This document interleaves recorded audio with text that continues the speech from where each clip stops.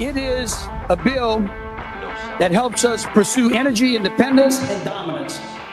It's called the Affordable, Reliable, Clean Energy Security Act. This bill sets the stage for energy renaissance not only here, but in America. It allows Louisiana to lead. This bill positions Louisiana as an economic powerhouse, where we can not only join the industrial South that we've been missing out on, but we can lead in that industrial South. This act supports over 306,000 oil and gas jobs here in Louisiana, provides transparency to ratepayers. It ensures equal treatment for all energy sources that are contributing to grid reliability and resiliency.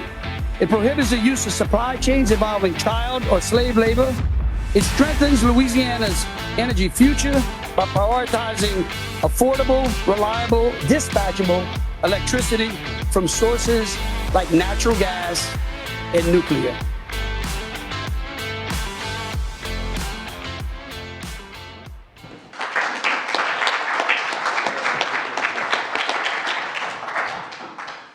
If we need, Cameron could translate. I am from South Louisiana, so I have a little bit of a thick accent. No, I'm honored to be here. I'm honored that Heartland and Lee with Alec have given me multiple honors, but these gentlemen right here trusted me to run this policy.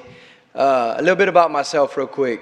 I'm a second-generation oil and gas professional.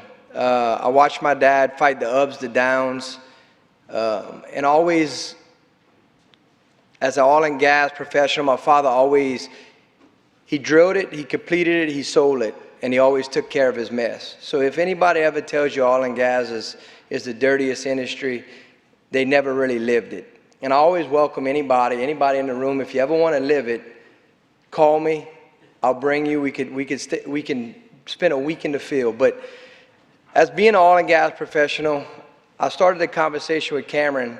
I never forget, it was November of 2024.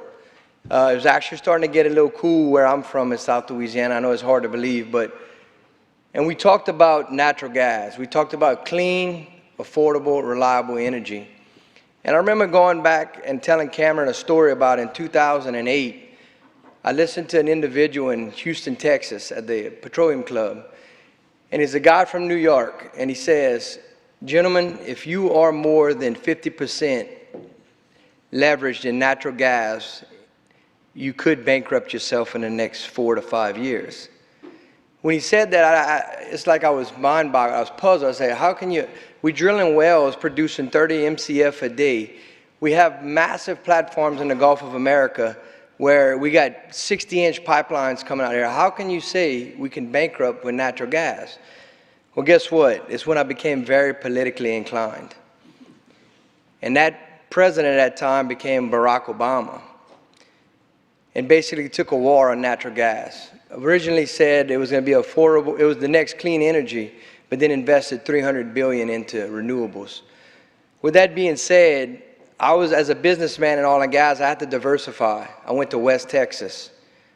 I had to go places in the rest of the world like Equatorial Guinea and Dubai and places like that to do business.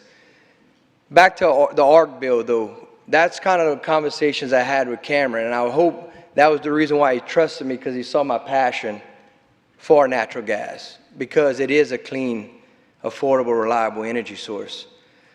The ARC Act actually started probably in 2024 when we ran a resolution. And a resolution saying that Louisiana recognizes natural gas that should be the energy source to fuel Louisiana for the years to come. So when Cameron and Heartland came to me, and I was honored that they picked me to run the bill, the process started. And you might hear this a lot if you've been around, I guess, capitals or legislation or politics. You hear how the sausage is made. Well, it's a true story. Our bill was very, it was almost fascinating that when the bill dropped in March of 2025, nobody really picked it up. Nobody said, hey, what does this bill do? Hey, other than an energy provider. And that's when I realized how great the bill was. An energy provider says, hey, what you doing with this bill? I said, well, as an elected official and someone that's representing my constituents, the last thing I ever want to do is bring more cost to the individuals. I'm from a real rural district, right? We still eat crawfish, not because we like the flavor. Sometimes it's the only way we could feed ourselves, you know? So I'm from a very rural, somewhat poor communities.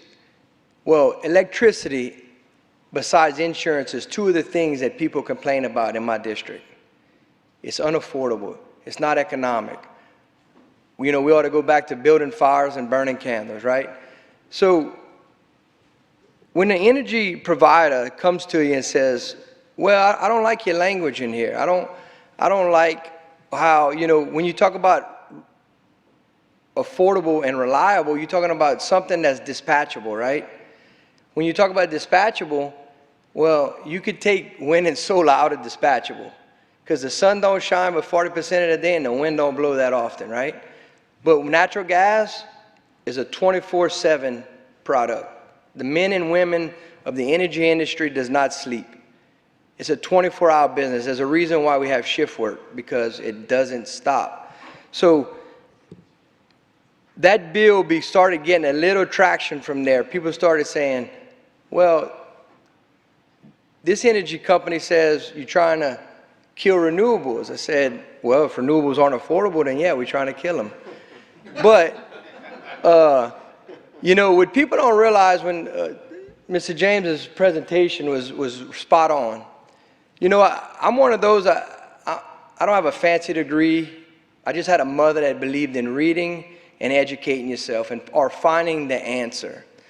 So before Cameron came to me with the ARC bill, I was on a tour to say, I needed to know if I was just hot air or of the notion that natural gas was the most cleanest form and most cost-effective energy source. So I started going to all the institutions along with my colleagues. I'm on natural resources in the state of Louisiana, which seems to be a very popular committee these days. But so we went to solar, individuals that develop solar. We have a new big fancy facility in Louisiana, the first solar. Only American solar producing company when you talk about solar.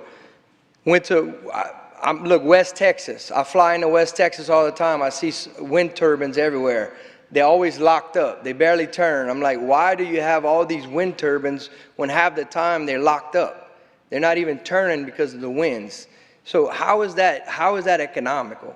So my point being, the one thing I did learn, when you have wind and solar renewables or battery backup, and you dispatch that before you dispatch natural gas, you cause a conundrum. You actually take the cost of electricity and you drive it up 3 times.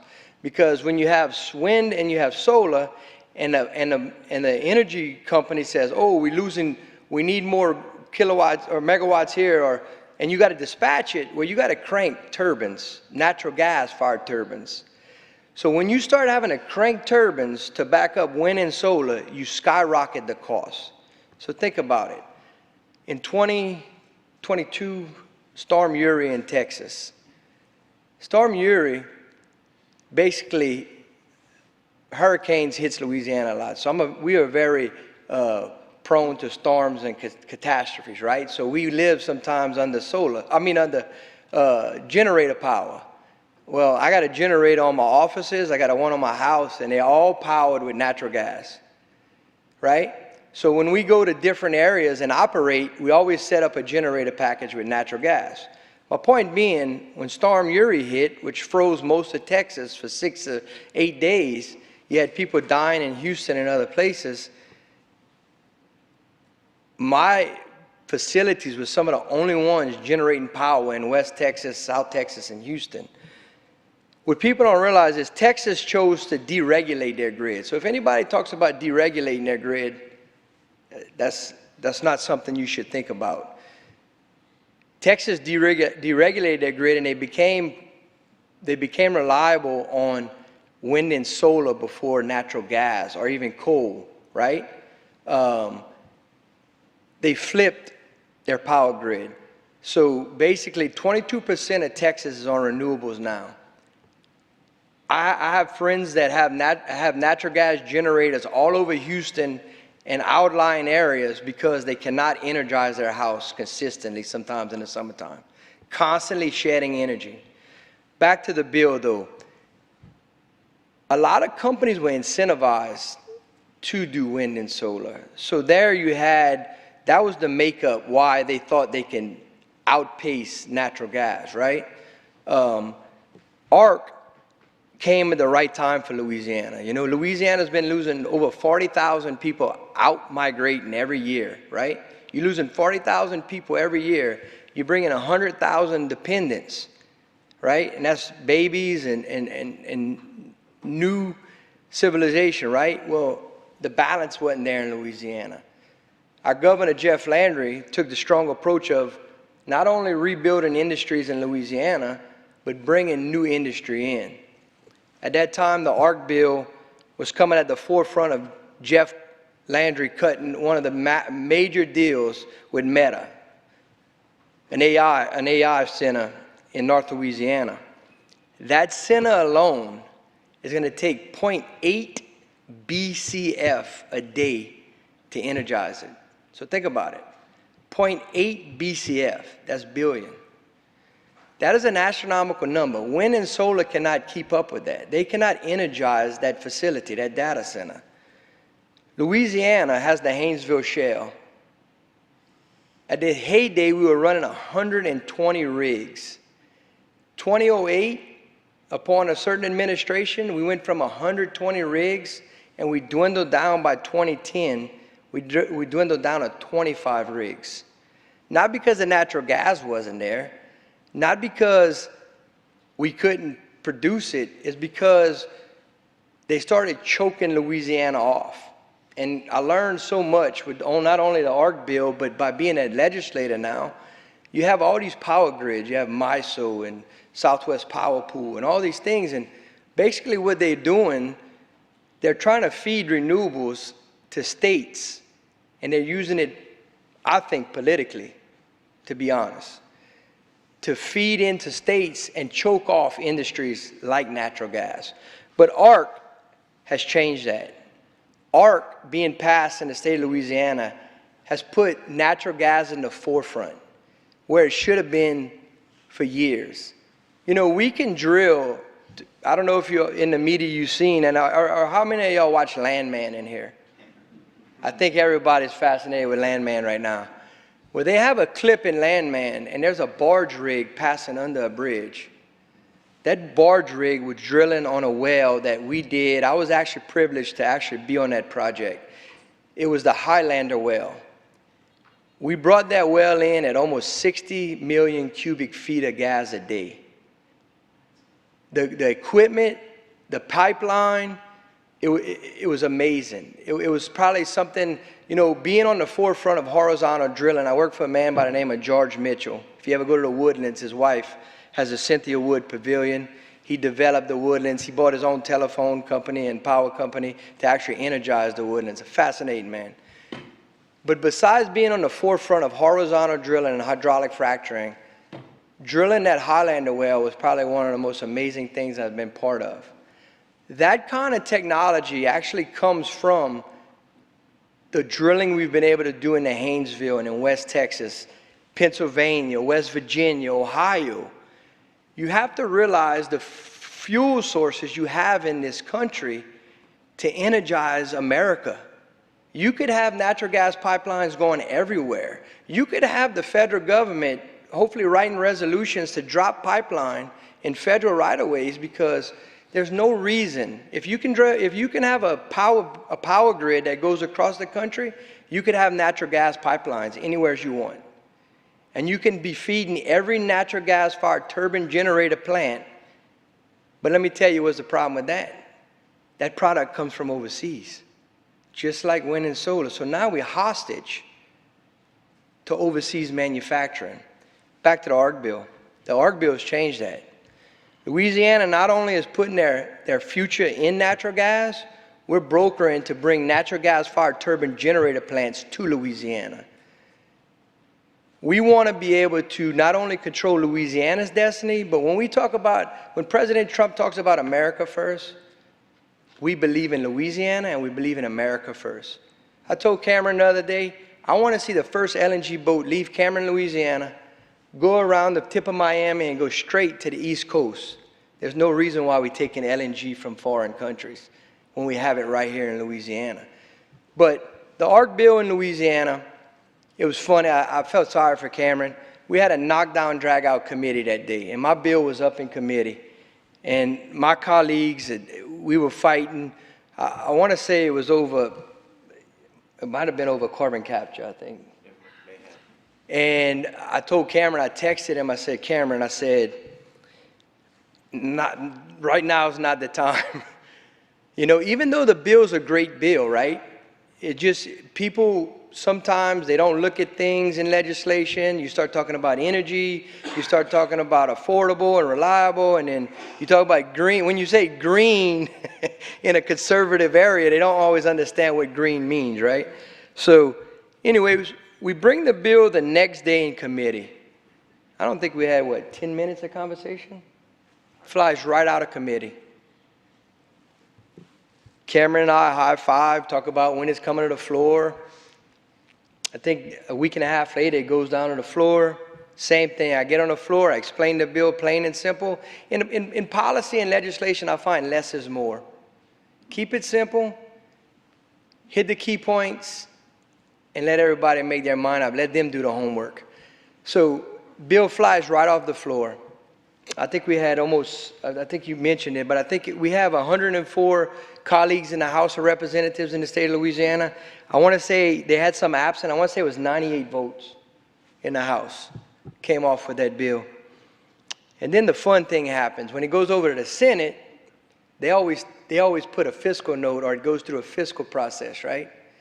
And that bill had a fiscal note on it. I think of 140,000, somewhere around there. And you know, shame on me, it was my part of I'm still learning how to move legislation. I'm actually a freshman legislator, but I want to thank Alec for making me legislator with my bill, future legislator.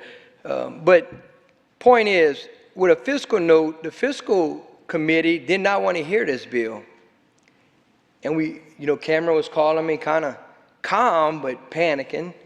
And I was like, look, I'm going to make some calls. I'm going to get some things done, because I knew how bad the governor wanted the bill. I knew how bad the speaker wanted the bill. The president of the Senate told me he was fine with the bill, but Senate Finance kept holding the bill. So that fiscal note was put on there by the department. It's called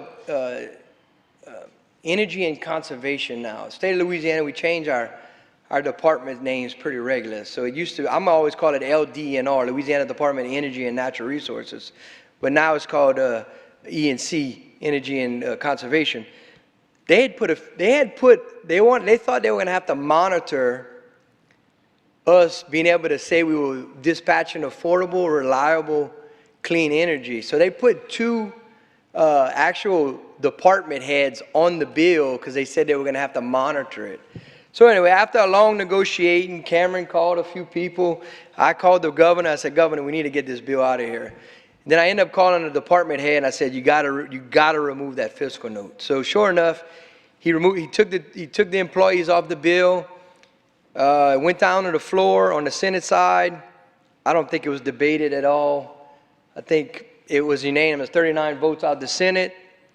It was a success. But once again, it took almost 6 months for my colleagues to realize what we had done.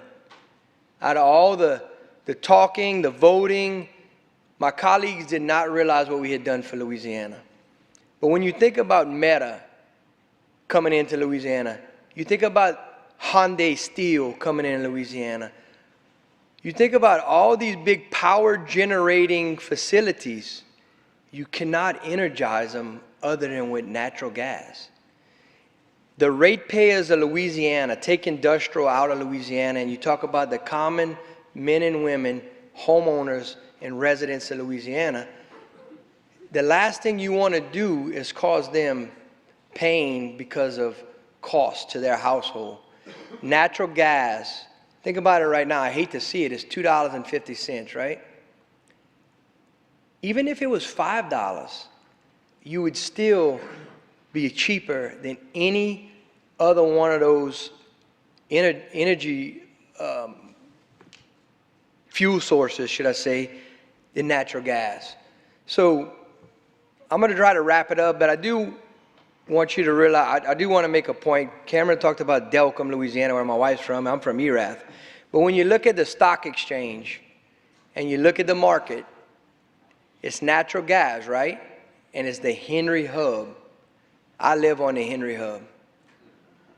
So when you go and you look at natural gas on the market and you see the Henry Hub, that's where I live. So you know it's in my blood. It's probably in my water a little bit. No, I'm joking.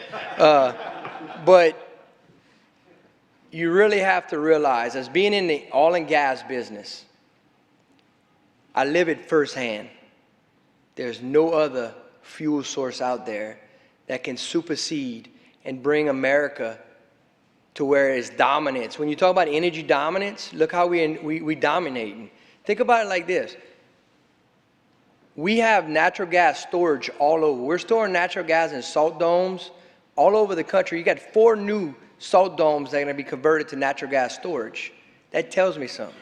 That tells me that people are finally starting to realize what natural gas does for America. But if you think about it, now it's liquefied LNG. Liquefied LNG is the reason why America is controlling our fate all over the country. We're dominating.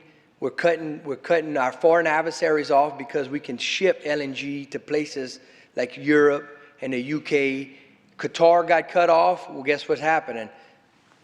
You had 20 new LNG boats coming into Louisiana in the last 2 weeks to pick up LNG and go to the rest of the world. It is the thing that will control America's energy independence and our dominance over the rest of the world. With that being said, I appreciate you allowing me to speak today, and I hope we can have some more fruitful talks. Thank you.